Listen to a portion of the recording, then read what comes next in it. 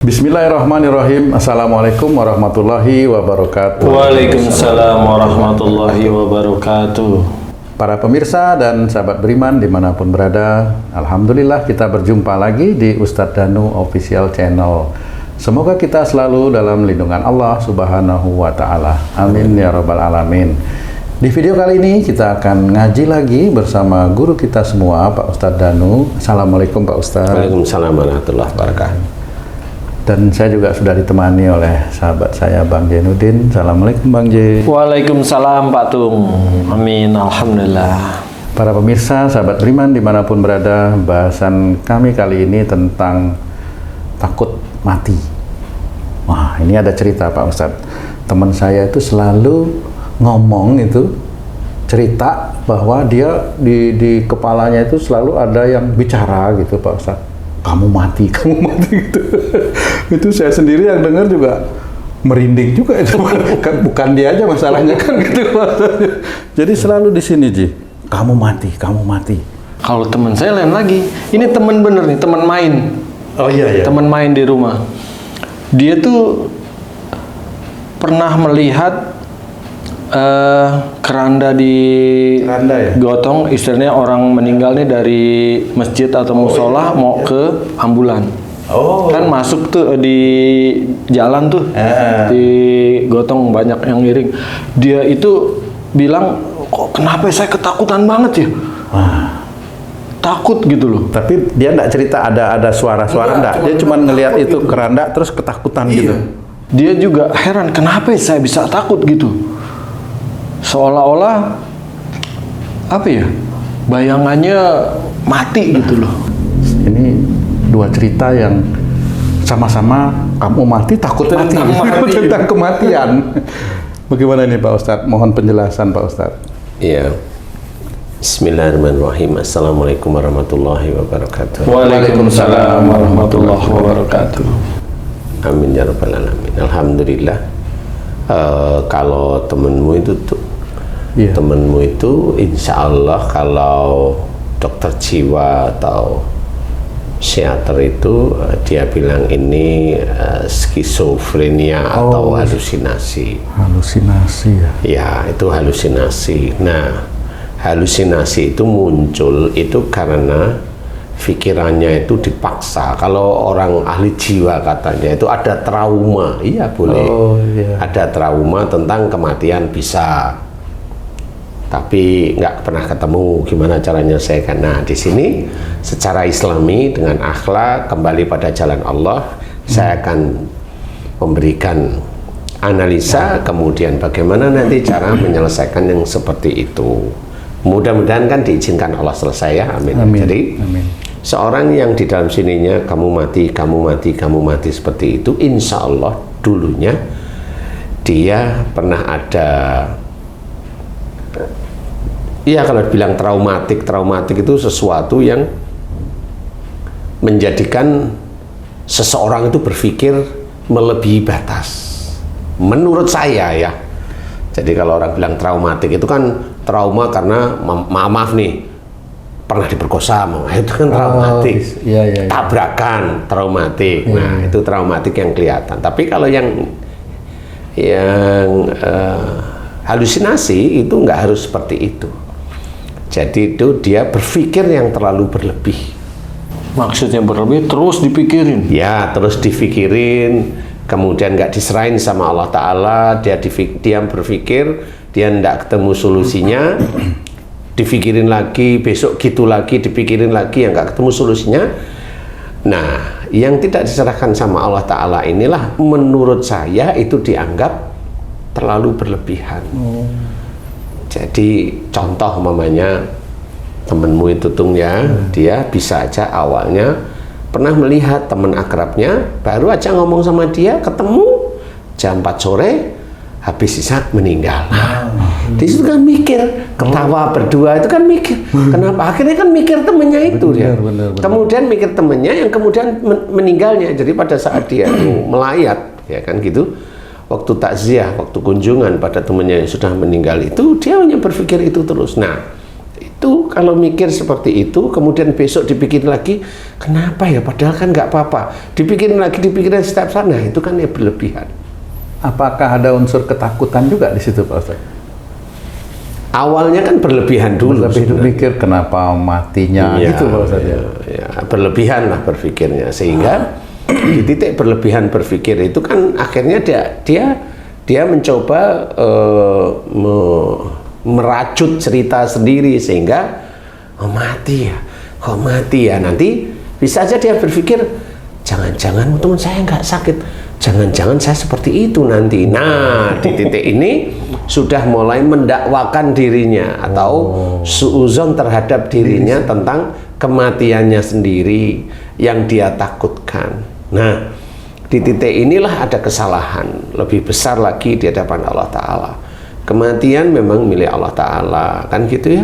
Tetapi cara berpikir orang normal, seorang muslim yang belajar taat itu ya jangan terlalu berlebihan. Kan gitu ya. Kalau memang kita tidak tahu kematian kita, ya sudah serahin sama Allah Ta'ala, sehingga kita itu cukup hidup di dunia itu beribadah kepada Allah Ta'ala, mengerjakan urusan-urusan dunia ini untuk akhirat. Apa urusan dunia? Kalau bekerja diawali bismillah, tiap kali bekerja bismillah, melakukan aktivitas beda bismillah yang baik-baik. Kalau ada ujian jangan mengerah, kalau ada ujian jangan emosi, kalau ada ujian jangan ngambek, kalau ada ujian jangan bersedih terlalu dalam, seperti itu. Nah, sebenarnya itu memang secara prinsip tidak tertulis, tetapi sebenarnya orang itu diajar oleh Allah Ta'ala itu di level yang stabil aja. Sedih boleh tapi jangan berlebihan, nangis boleh tapi jangan berlebihan, marah, nah kalau marah jelas tidak boleh, jelas, jadi jangan marah kalau bisa. Karena yang menjadikan marah kita itu ya ujian. Ujian dari mana ya? Dari Allah Ta'ala. Menguji, ngapain menguji saya? Kan menguji iman sebenarnya. Tapi kalau nggak mampu ya selesai, berarti ujian emosinya tidak lulus. Sama seperti orang yang berpikirnya berlebih, diuji oleh Allah Ta'ala dengan ujian tadi. Dia memang menangan di sisi pekerjaan, tapi pada saat dia diuji oleh Allah Ta'ala dengan temannya yang meninggal itu, dia berpikir, berlebih dia pikirannya. Akhirnya tidak menyerahkan pada Allah Ta'ala, sehingga dia kebablasan. Berarti saya bisa sewaktu-waktu meninggal. Nah, di titik itu terngiang terus. Di titik itulah jin itu akan masuk ke dalam pikiran, karena dia selalu suuzon terhadap dirinya sendiri. Nah, dia hanya mau mendengarkan pikirannya dia sendiri, dia kan hanya mau mengikuti pikiran sendiri. Makanya jin itu akan ngehack di saraf-saraf, di otak, di pendengaran, di penglihatan, di motorik, dihack, sehingga jin itu akan memunculkan suara yang persis seperti yang dia takuti. Yang pada waktu itu takut ya, akan memunculkan suara yang dia takuti waktu itu temanmu ya, tentang mati itu jadinya, berarti Pak Ustaz ya. Jadi gitu. Kalau mamanya ada seseorang yang dia takut bepergian, takut kecelakaan, ini kan mikir takut kecelakaan, nanti begini, nanti gimana kalau saya pergi sendiri kecelakaan, siapa yang ngurus, itu kan takut sendiri deh. Akhirnya nanti pada waktu mau pergi, nanti kalau kamu mati nggak ada yang ngurusin, ngomong gini kan nggak jadi, akhirnya kan takut juga. Jadi skizofrenia itu macam-macam sebenarnya, insya Allah macam-macam, dan itu tergantung ininya pikiran apa yang dia pikirkan yang terlalu berlebih, yang tidak disandarkan kepada Allah sebenarnya itu. Nah, kalau temanmu memang benar insya Allah seperti itu, jadi dia tidak bersandar pada Allah Ta'ala. Kematian itu milik Allah, ya.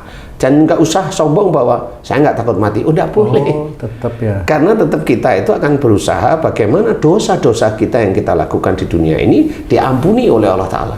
Kalau bisa kan mohonnya semua dosanya diampuni. Amin. Kan gitu. Betul Pak Ustaz. Dan kalau bisa besok kalau meninggal, kalau bisa jangan dihisap. Amin. Kan itu. Luar biasa. Keinginan yang kuat. Nah, bagaimana dengan tujuan itu? Nah, tujuanlah yang baik. Seperti itu. Jadi seseorang yang seperti temanmu tadi itu ketakutan dia tentang umpamanya pernah melihat temannya meninggal, atau dia baru saja ngobrol dengan ibunya, ngobrol enak, ketawa kita dia sholat, ibunya masih belum meninggal di tempat duduknya tadi malahan trauma dia. Oh, kayak shock gitu. Kayak shock lah itu, yaitu traumatik istilahnya. Nah itu bisa, seperti itu bisa aja semuanya.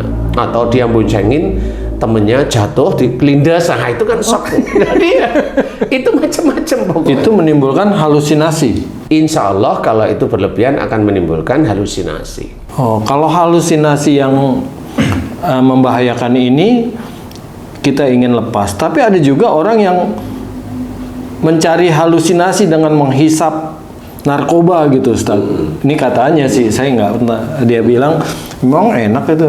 Iya, ada halusinasi. Itu maksudnya apa tuh, Ustaz? Jadi sama sebenarnya. Jadi di narkoba itu dia akan berhalusinasi atau sakau macam-macam. Itu sebenarnya tergantung pada saat dia mau pakai narkoba.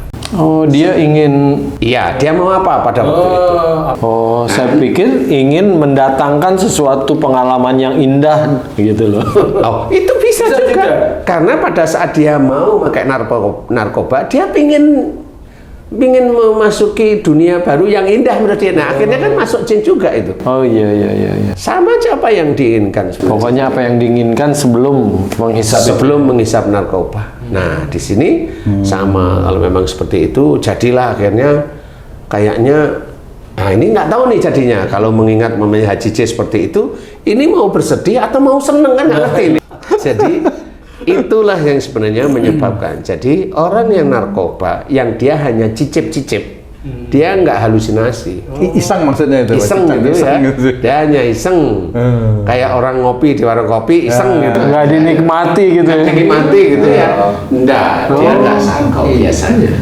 Tapi kalau dia pengangguran, pengen nikmati lagi. Karena menurut dia ini yang bisa saya kerjain. Nah, halusinasi ini yang temennya tuh itu insya Allah seperti itu. Nah, kalau tempatnya Haji C, bisa aja dia dulu trauma tapi belum kuat, Ji. Trauma, dulu ada trauma tapi belum kuat.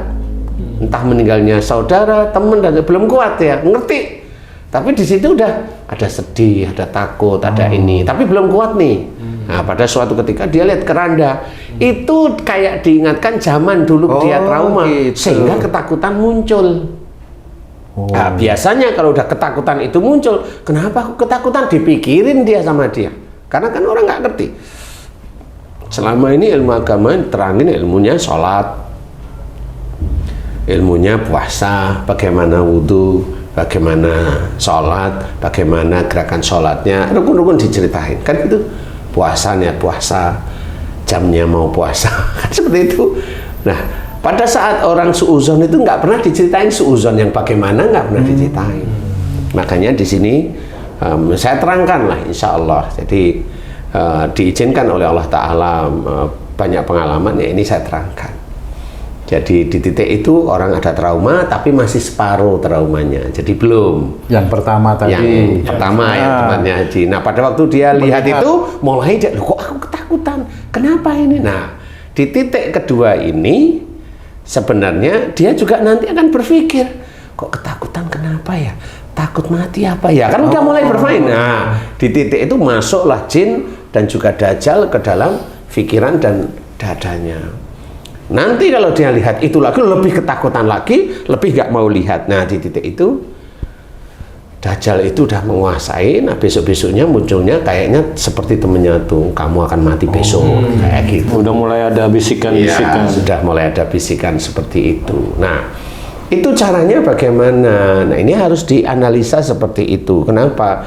Insya Allah saya sering sekali menangani hal-hal tersebut. Itu ya sebenarnya mudah sebenarnya, asal mau kembali ke jalan Allah dan mau mengakui kesalahan. Loh, saya nggak merasa dosa menurutmu, tapi kalau istilahnya Allah itu menceritakan dalam Quran, wa ma asabakum min musibatin fa bima kasabat aydikum, kamu harus sadar apa saja musibah yang engkau terima itu disebabkan dari buah tanganmu sendiri. Jadi harus paham.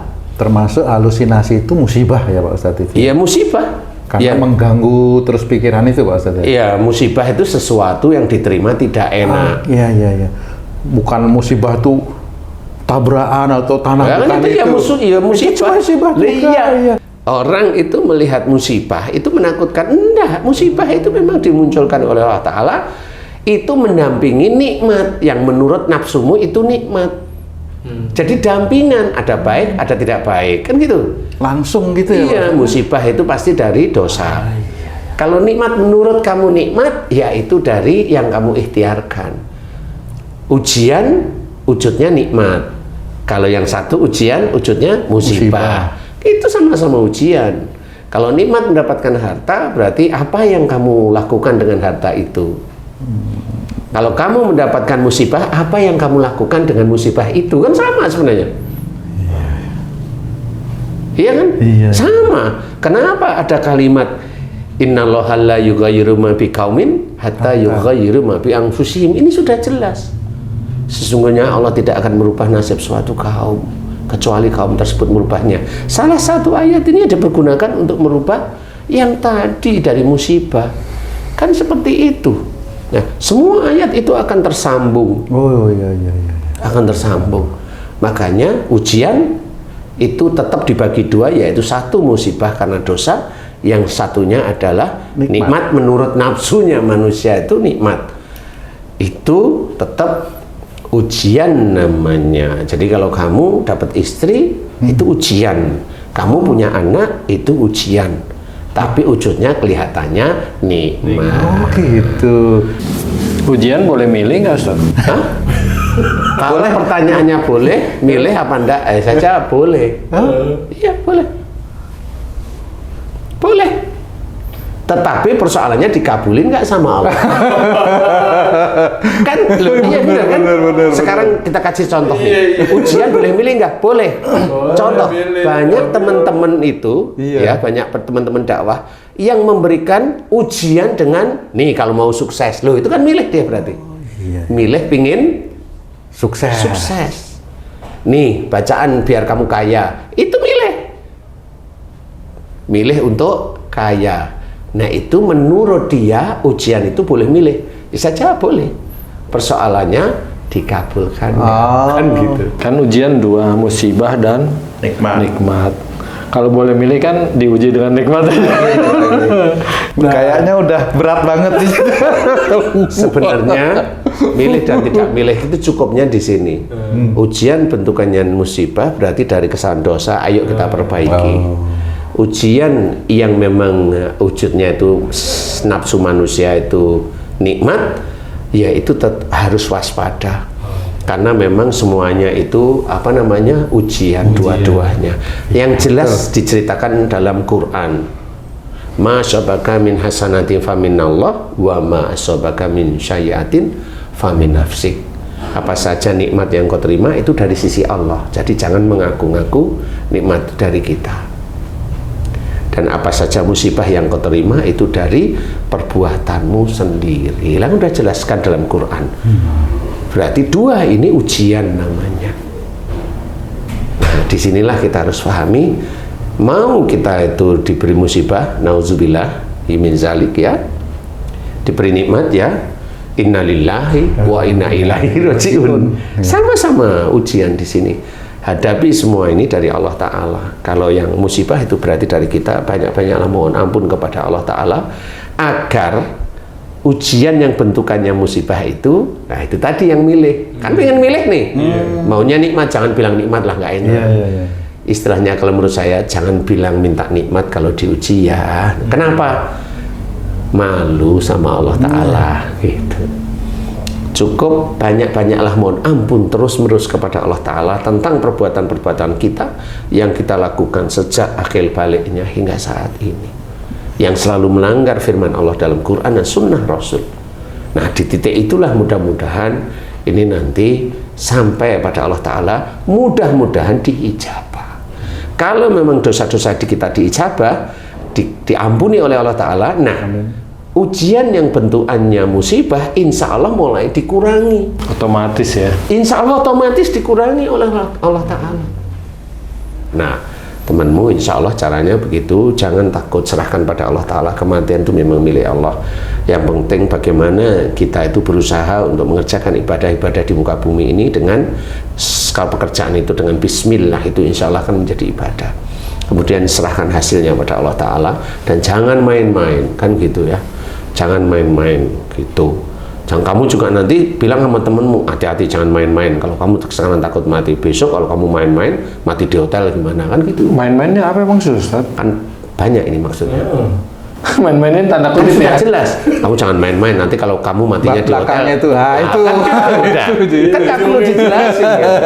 Iya, kan nggak perlu dijelasin lah seperti itu. Jadi itu insya Allah caranya gitu. Kemudian mohon ampun jika saya terlalu ketakutan berlebih tentang masalah dulu yang ini gitu. Nah, temannya Haji C juga sama, mohon ampun ya Allah jika saya dulu berpikir tentang teman saya yang meninggal atau apa yang meninggal, ya saya traumatik pada waktu itu. Saya mohon ampun, astagfirullahaladzim, astagfirullah. Tenang aja, mohon ampun terus-menerus. Kemudian puji Allah. Insya Allah nanti orang yang halusinasi itu biasanya di sini sulit sekali mikir, ya. Sehingga dia nggak bisa tidur bisa. Kemudian dadanya sesak. Kemudian jantungnya menurut dia itu jantungnya deg berdebat, terus punggungnya berat. Insya Allah hanya itu. Nah, kenapa dadanya sesak? Kenapa punggungnya berat? Karena banyak melamun mikir yang tidak baik. Itulah sebenarnya jin itu masuk ke kepala, menguasai ini. Cadangan jinnya itu di punggung. Cadangan jin. Cadangan Jin masuk gitu. Iya, ada dajalnya juga itu, iya, Pak. jelas pasti dajjal. Makanya mainnya adalah obat penenang. Itu nggak bisa disemin. Seluruh dunia nggak bisa. Insya Allah ya, itu nggak bisa. Sampai kapan minum obat penenang? Sampai mati. Makanya di sini cara-cara Islami bagaimana? Ayo kembali ke jalan Allah Ta'ala. Kalau memang ada sesuatu menjadikan trauma, mohon ampun pada Allah Ta'ala. Nggak perlu kita itu jaim bahwa kita itu merasa nggak punya dosa. Jangan. Kita itu cucu cicitnya Nabi Adam ya insya Allah punya dosa. Cuma bagaimana kita itu mempersedikit dosa-dosa kita. Satu, pekerjaan yang kita lakukan gimana jadi itu ibadah. Bismillah. Kalau kita habis sholat, mohonnya jangan minta duniawi. Udahlah, mohon ampun, bersyukur atas nikmat. Mohon ampun atas dosa-dosa yang kita lakukan sejak akhir balik nggak saat ini. Bersyukur atas nikmat dan karunia yang diberi oleh Allah Ta'ala sejak kita dalam kandungan ibu kita sampai saat ini. Udah itu aja. Nanti Allah kok yang ngatur. Nah, jadi nggak usah minta, maunya kita minta diuji yang nikmat-nikmat. Nah, namanya nikmat itu kan nafsu manusia aja. Jadi belajar untuk tidak usah minta yang aneh-aneh. Allah sudah tahu sebenarnya. Insya Allah seperti itu. Jadi caranya sudah tahu, doanya insya Allah gampang seperti itu. Kalau itu dilakukan dengan istiqomah, insya Allah mudah-mudahan Allah mengijabah ya. Amin. Wallahu a'lam. Alhamdulillah. Terima kasih banyak Pak Ustadz penjelasannya. Para pemirsa dan sahabat beriman dimanapun berada, demikian tadi analisa-analisa dan solusi yang diberikan oleh guru kita Pak Ustadz Danu tentang satu penyakit, bisa dikatakan penyakit, ada suara-suara di dalam pikiran.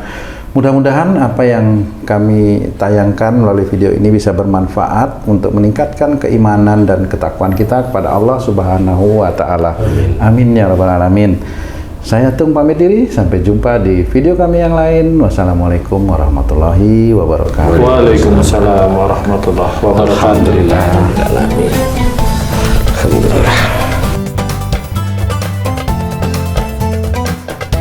Bismillah.